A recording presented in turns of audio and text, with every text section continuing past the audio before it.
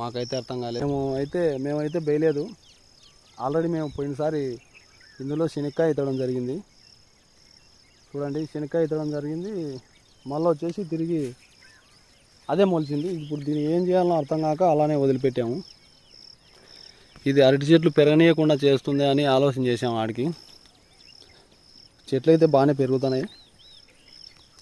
ఈ శనక్కాయ కాయలు కాసాదో కాయదో తెలియదు, కానీ ఉండడం అయితే చాలా భారీగా ఉంది. ఇట్లా చెట్లకు కూడా దెబ్బ వచ్చాది అనుకుంటాను. ఏమన్నా పెరుగుదల లోపం తీసుకుంటుందేమో అని ఆలోచన చేస్తాను. చూడండి, పోయినసారి శనక్కాయ వేసాము. అన్నీ అయినా కూడా 30 మూటలు కూడా కాలేదు. 17 మూటలు అయినాయి అంతే. మొత్తం ఇత్తనం కాయలు కూడా వెళ్ళలేదు. మళ్ళీ ఈసారి చూచే తోట ఒక ఇత్తిని దానిలాగా ఉంది. ఇది తీర్మానం శనక్కాయ ఎత్తితే మళ్ళీ ఎట్ట మొలుస్తాయో అట్ట మొలిచినాయి. మేము అరటి చెట్లు నాటి నీళ్లు వదిలేలకు దీన్ని ఇంకా చెడగొట్టకోకుండా మేము అట్టే పెట్టినాము. మరి కాస్తాయి అంటారా శనక్కాయలు, లేదో దేవునికి తెలియాలి. ప్రస్తుతానికైతే ఓ విధంగా కొన్ని కాయలు అయితే ఉన్నాయి. చూద్దాం. ఒక చెట్టు పీకి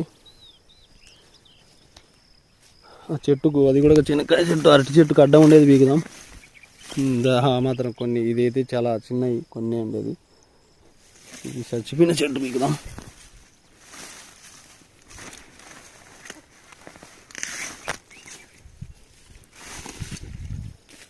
చెట్లు అడ్డం ఉండేటైతే మేము ఆడికి కూడా పీకేయడం జరుగుతుంది. మేము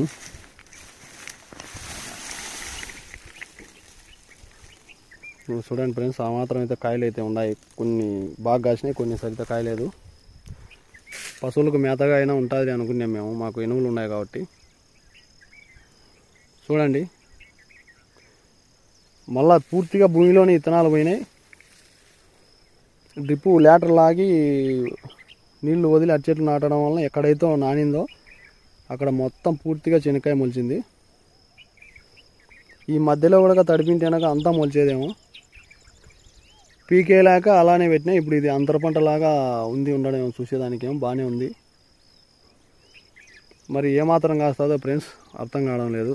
చూద్దాం, ఇంకొక 20 రోజుల టైము. ఎక్కువ మళ్ళీ లేట్ చేస్తే శనక్కాయకి, అరటికి దెబ్బగా ఉంటుందని అనుకుంటున్నాము. కట్టె పీకేటప్పుడు ఇంకొక వీడియో చేసి పెడతాను. కాయలు ఎట్లా కాసిందో వీడియో చూపిస్తాను. ఈ వీడియో షేర్ చేయండి. ఎవరన్నా